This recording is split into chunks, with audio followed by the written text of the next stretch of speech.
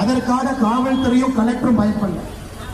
நான் சொல்வதை அமைச்சர் சிவசங்கர் அவர்களே வீடியோ எடுத்து பதிவு போட்டு வச்சிருக்கேன். உப்பு தின்னவன் தண்ணி குடிச்சு ஆகும். பெரம்பலூர் மண்ணிலே வந்து நின்று விட்டு சொல்லிவிட்டு போகிறோம். பாரதிய ஜனதா கட்சியினுடைய தொண்டனின் மீது கை வைத்து அவமானப்படுத்தியவர்களை கட்சியும் விட போறது கிடையாது.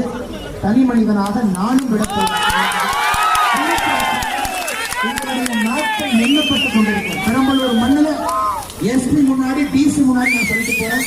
உங்களுடைய நாட்கள் எண்ணப்பட்டுக் கொண்டிருக்கிறது. இன்னும் சில மாதங்கள் என்ன நடக்கிறது. ஆனால் இந்த அத்துடைய வந்துட்டு மக்களுடைய நிலைக்கு கொடுக்குறீங்க.